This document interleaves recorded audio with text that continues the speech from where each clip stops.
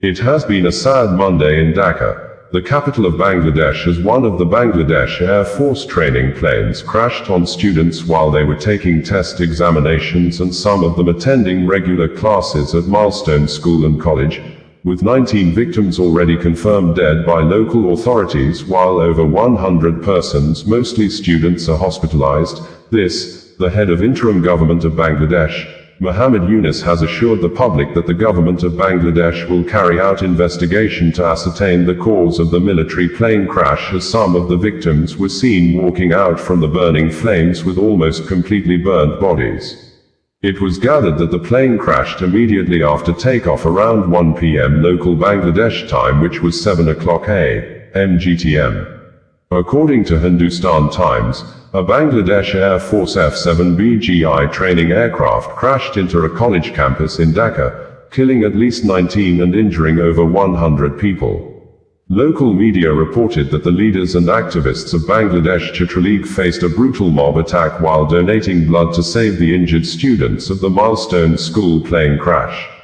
Military and a fire official said the Bangladesh Air Force F-7BGI aircraft crashed into the campus of Milestone School and College in Dhaka's Uttara neighborhood on Monday afternoon, where students were taking tests or attending regular classes.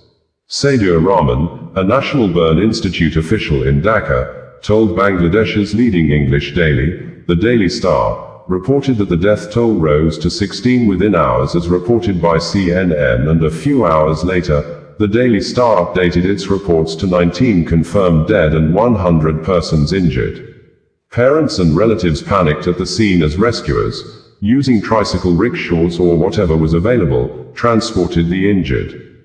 Rafika Taha, a student at the school who was not present at the time of the crash, said, according to the Associated Press report, that Milestone School and College, with some 2,000 students, runs classes from elementary to 12th grade.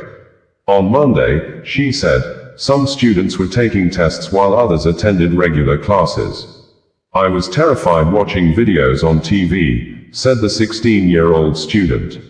My God, it's my school. The Bangladesh Army's Public Relations Office confirmed in a brief statement that the downed F-7BGI aircraft belonged to the Air Force. Fire official Lima Khanum stated by phone that at least one person died and 4 others were injured, though she did not provide further details. A third-grade student was brought in dead, and 3 others, aged 12, 14 and 40, were admitted to the hospital. Bidhan Sarkar, head of the burn unit at the Dhaka Medical College and Hospital, where some victims were taken, said, according to Reuters news agency. Yunus, head of Bangladesh's interim government, said, necessary measures would be taken to investigate the cause of the accident and ensure all kinds of assistance. The loss suffered by the Air Force, students, parents, teachers and staff, and others in this accident is irreparable, he said. Yunus also announced that an emergency hotline has been activated at the National Institute as multiple wars in the Middle East appear unabated. Israel, the main defender and attacker on multiple waterfronts in the city of Gaza, Lebanon, Iran, Yemen and now Syria, has ordered the Israel Aerospace Industries, IAI, to mass-produce Arrow missiles interceptors in a very large numbers, with the Israel Ministry of Defense saying that the state of Israel has increased its defense spending for 2025 and 2026 to 42 billion new Israeli shekels, which is approximately $12.5 billion. During the 12-day war with Iran, there were multiple reports that Israel was running low on Arrow missiles interceptors defense system, as Iran long-range missiles were seen hitting targets in Israel. Aerospace observers said the advanced Arrow high-altitude defense systems are critical to countering long-range ballistic missile threats, like those launched from Iran during the 12-day war in June 2025. According to the Israel Ministry of Defense in a press statement on Thursday, the Director General of the Israel Ministry of Defense, IMOD, Major General, Reservist, Amir Baram, signed a production contract to significantly accelerate the serial production of Arrow interceptors at IAI, Israel Aerospace Industries.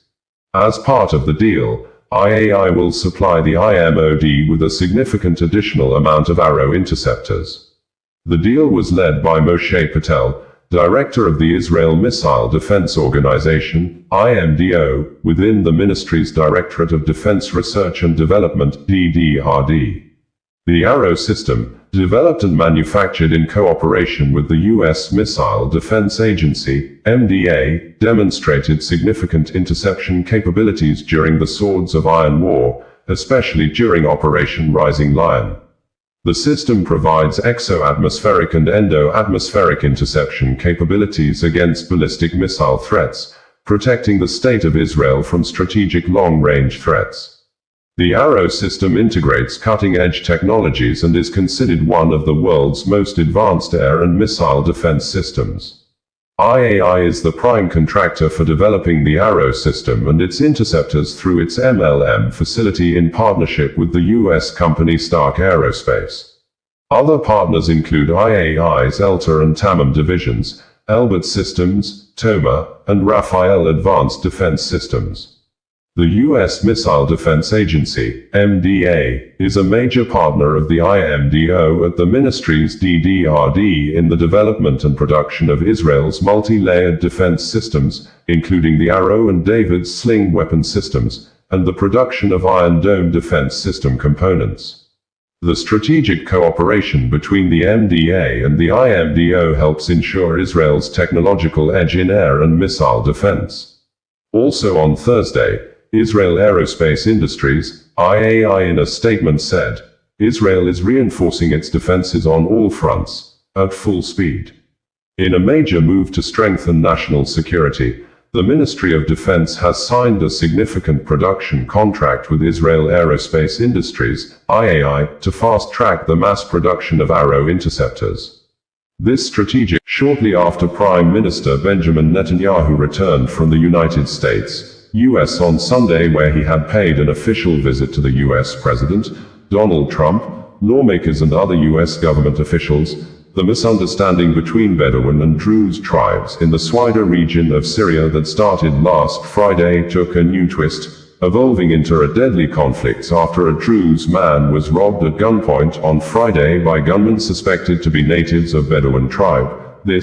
Druze residents in Swaida shortly on Friday mobilized, went after the people of Bedouin, arrested and detained a lot of natives from the Bedouin tribe, forcing the people of Bedouin to retaliate, and the conflicts led to mass killings, unabated. And on Tuesday, the Syria interim government soldiers entered Swaida reportedly to restore law and order, but Israel-based media reported that the Syria interim government soldiers, mostly members of the Hayat Tahrir al-Sham, HTS, assisted and joined the Bedouin militias to kill the people of Druze, and in a swift response, the office of the Prime Minister of Israel, in a press statement on Tuesday, said, the Prime Minister, Benjamin Netanyahu, and the Israel Minister of Defense, Israel Katz, have authorized the Israel Defense Forces, IDF, to attack Syria interim regime forces led by Syria interim President Ahmed Hussein al-Shara, who Israel Policy Forum, in a publication published in December 2024, stated that the new Syria presents fresh challenges for Israel,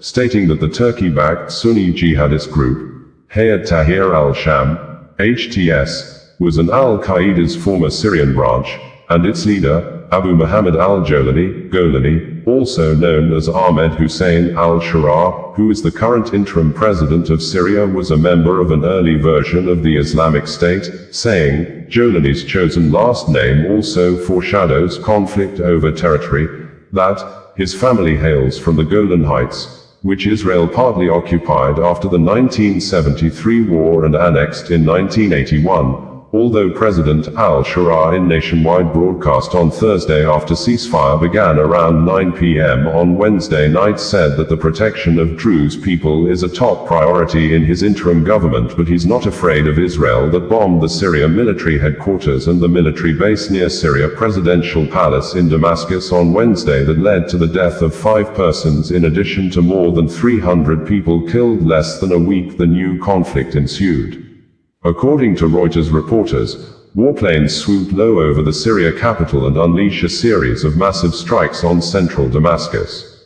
The cityscape was blanketed in smoke with a thick plume rising from the defense ministry. We are acting decisively to prevent the entrenchment of hostile elements beyond the border, protect Israeli citizens, and prevent harm to Druze civilians, the Israel Chief of General Staff, Lieutenant General Al Zamir stated during a situational assessment at the Syrian border after the IDF strikes on Wednesday. The attacks carried out by Israel, this time on central Damascus, following its military interventions in southern Syria, constitute a deliberate attempt to sabotage Syria's efforts to achieve peace, stability, and security. Turkey Bringing you the news in a more digital way.